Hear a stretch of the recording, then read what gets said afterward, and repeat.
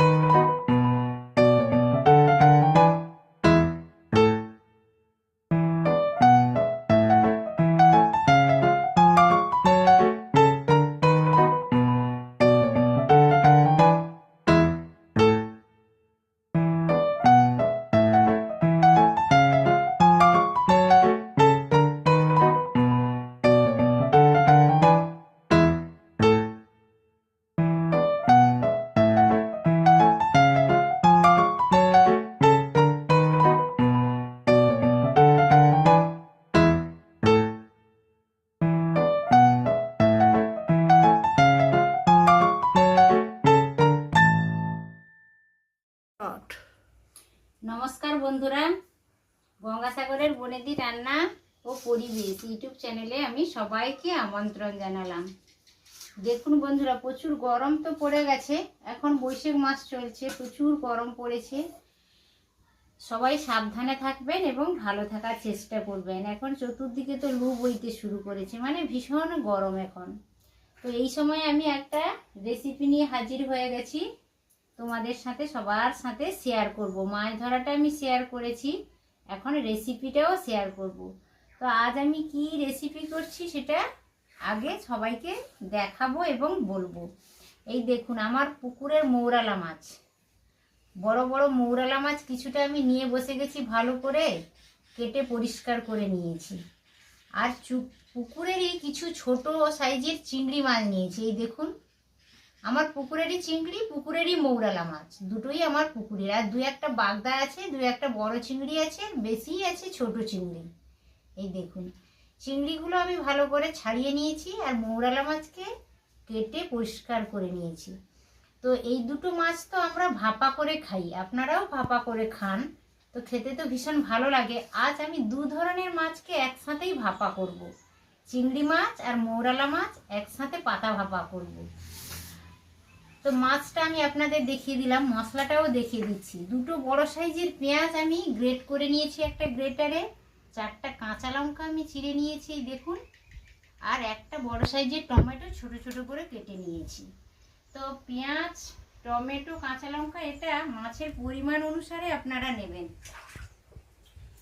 আর কিছু গুঁড়ো মশলা নিয়েছি, এই জিরে গুঁড়ো 1 চামচ, ধনে গুঁড়ো 1 চামচ, তেল লাল লঙ্কার গুঁড়ো নিয়েছি আধা চামচ, হলুদ নিয়েছি আধা চামচ, আর কাশ্মীরি লাল লঙ্কার গুঁড়ো নিয়েছি একেবারে মানে 1 চামচের হলে দেখতে ভালো লাগে, খেতেও ভালো লাগে। তো আমি আদা বাটা নিয়েছি, আদা বাটাটা পরিমাণ হচ্ছে কি এখন যে আমাকে করতে হবে সমস্ত কিছু আমি দেখিয়ে দিই।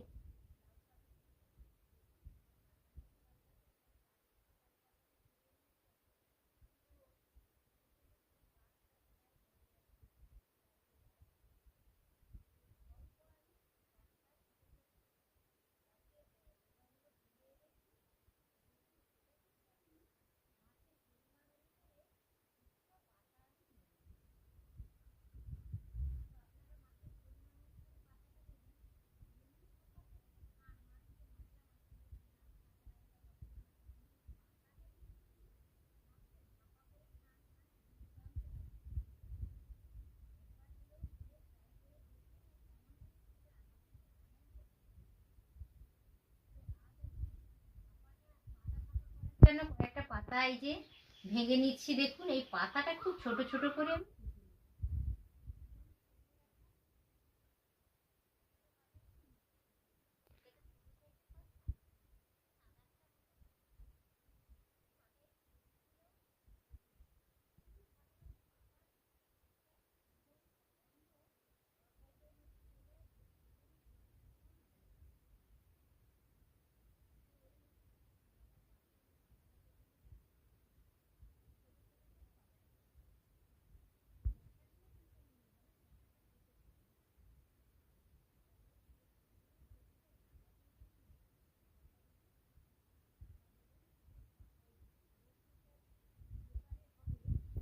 পাতাটার গন্ধটা খুবই ভালো আছে এই তরকারিতে, আপনারা একবার হলেও ট্রাই করে দেখবেন। আর একটা জিনিস আমি বলে দিচ্ছি, যে কোনো মাছের ভাপা করতে হলে মাছটা যেন ফ্রেশ এবং টাটকা হয়।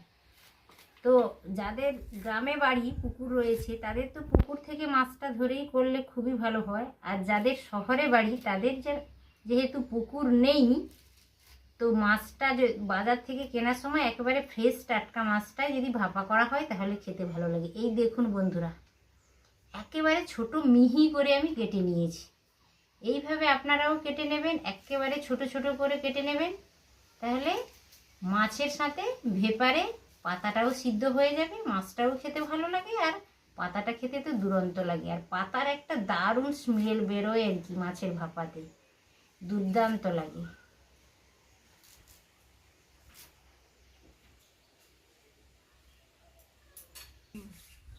এই দেখুন বন্ধুরা, আমি পাতাটাকে একেবারে মিহি মিহি করে কেটে নিয়েছি, একেবারে কুচিয়ে নিয়েছি, যাকে বলা যায় ছোট্ট ছোট্ট করে কেটে নিয়েছি।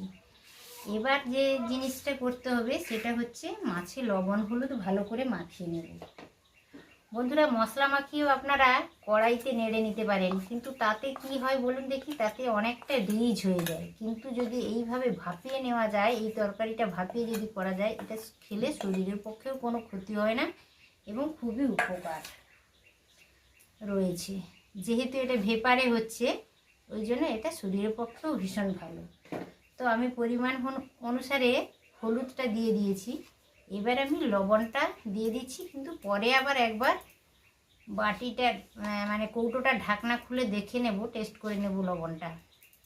মাছ অনুসারে পরিমাণ অনুসারে লবণটা নিতে হবে। লবণটা নিয়ে নিয়েছি, হলুদটা নিয়ে নিয়েছি, এইটা ভালো করে মাখিয়ে নেব। পাতা লবণ হলুদ একসাথে ভালো করে আমি মাখিয়ে নিচ্ছি। এটাকে আমরা বলে থাকি পাতা ভাপা। এই পাতার স্মেলটা মাছের মধ্যে এত সুন্দর যায়, মানে বারবার এটা বানিয়ে খেতে ইচ্ছে হয়। এবার আমি গ্রেট করা পেঁয়াজ, কাঁচা লঙ্কা আর টমেটোটা দিয়ে দেব।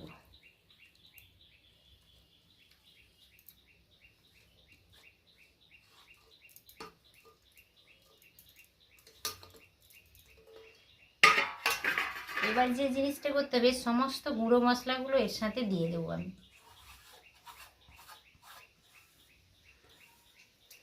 গুঁড়ো মশলাগুলো দিয়ে দিলাম।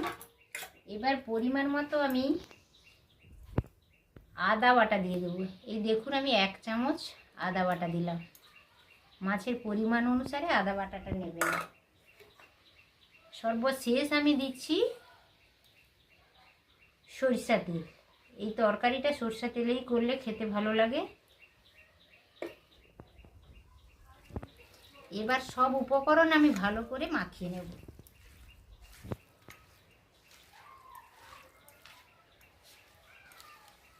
এই মাখানোটার এত দারুণ গন্ধ বেরিয়েছে বন্ধুরা, কি বলবো, মনে হচ্ছে এক্ষুনি খেয়ে ফেলি। দুরন্ত গন্ধ লাগছে। একটু হালকাভাবে মিশিয়ে নিচ্ছি প্রতিটা মশলা, পাতা, পেঁয়াজ, লঙ্কা যা কিছু দিয়েছি ভালো করে হালকাভাবে আলতোভাবে মাখিয়ে নিচ্ছি আমি।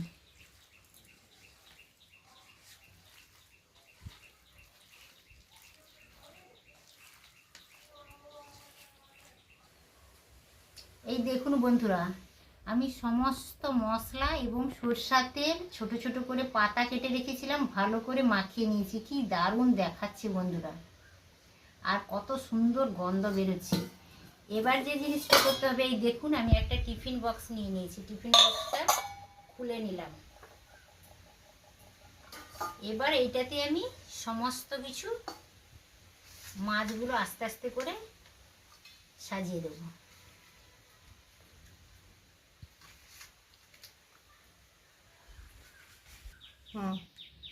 এই দেখুন বন্ধুরা, আমি সমস্ত কিছু কৌটোর মধ্যে ঢুকিয়ে দিয়েছি। এরপরে আমি হাতে অল্প সরষা তেল নিয়ে আর একটু এর উপরে দিয়ে দেব। অল্প সরষা তেল দিয়ে দিলাম। কত সুন্দর লাগছে দেখতে বন্ধুরা, আর গন্ধটাও ভীষণ ভালো আসছে।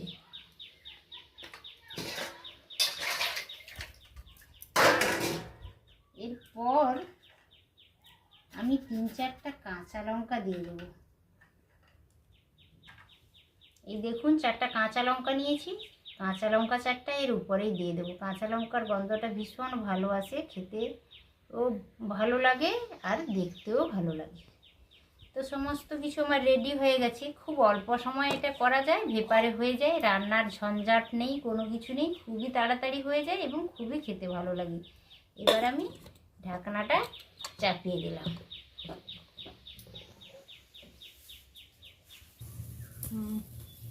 এই দেখুন বন্ধুরা, আমি উনানে একটা কড়াই বসিয়েছি। কড়াইতে কিছুটা পরিমাণ জল নিয়েছি, আপনারা দেখতে পাচ্ছেন। তো আমি এখন একটা স্ট্যান্ড বা রিং দিয়ে দেবো জলে। এই দেখুন রিংটা ডুবে গেছে। এবার আমি এই কৌটোটা ওই স্ট্যান্ডের ওপর বসিয়ে দেব। আপনারা এই কাজটার সময় একটা জিনিস খেয়াল করবেন, এই টিফিন বক্সের এই বক্সের তলাটা মানে নিচটা যেন জলে ডুবে থাকে। তাহলে জলটা ফুটতে থাকলে তাড়াতাড়ি ভেপারটা উঠবে, উঠলে মাছের ভাপাটা বা যাই কিছু করুন না কেন তাড়াতাড়ি সেটা হয়ে যাবে। তো এখন আমি একটা ঢাকনা চাপিয়ে দেবো, যাতে বাষ্পটা একেবারে না বেরিয়ে যেতে পারে। তো এখন মাছের ভাপাটা হোক, 10 মিনিট পরেই ফিরে আসছি বন্ধুরা।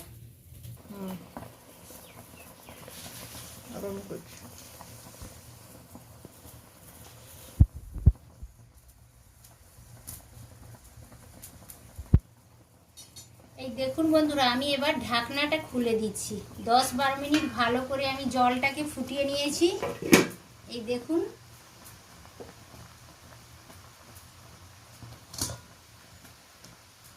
এই দেখুন কি দারুণ লাগছে, ফুলে উঠেছে, একবারে নরম তুলতুলে হয়ে গেছে, ফুলে উঠেছে মাছগুলো পুরো একদম। আমি লবণটাও টেস্ট করে, মাঝখানে আমি আরও একবার খুলেছিলাম বন্ধুরা, ঢাকনাটা খুলে লবণটা টেস্ট করেছিলাম। দেখলাম লবণ একেবারে ঠিক আছে, কি দারুণ দেখাচ্ছে দেখুন বন্ধুরা। তো আর একবার আমি চাপিয়ে দেবো, ঢাকনাটা চাপিয়ে দিলাম, আরও 2-3 মিনিট ফুটিয়ে নেব। এই দেখুন বন্ধুরা, আমি রান্নাঘরে রান্না করেছিলাম, এখন আমি আমার খাওয়ার ঘরে চলে এসেছি এবং কৌটোর ঢাকনাটাও খুলে দিয়েছি। এই দেখুন কতটা সুন্দর দেখাচ্ছে আর কি দারুণ একটা স্মেল বেরোচ্ছে। তো বন্ধুরা এইভাবে ট্রাই করে দেখবেন। আমি এখন খাবারটা পরিবেশন করছি।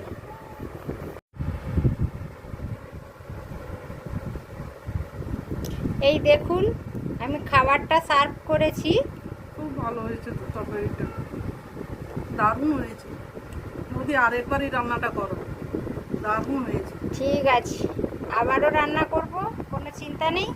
বন্ধুরা আমি খাবারটা সার্ভও করলাম, ও খাচ্ছে, খেয়ে বলছি ভীষণ ভালো হয়েছে। তো আপনারাও এইভাবে ট্রাই করে দেখবেন। আশা করছি ভিডিওটা সকলেরই ভালো লেগেছে। ভালো লাগলে আমার চ্যানেলকে অবশ্য সাবস্ক্রাইব করবেন আর লাইক শেয়ার করতে একেবারেই ভুলবেন না। আবারও দেখা হচ্ছে পরের ভিডিওতে, পরের কোনো রেসিপির সাথে।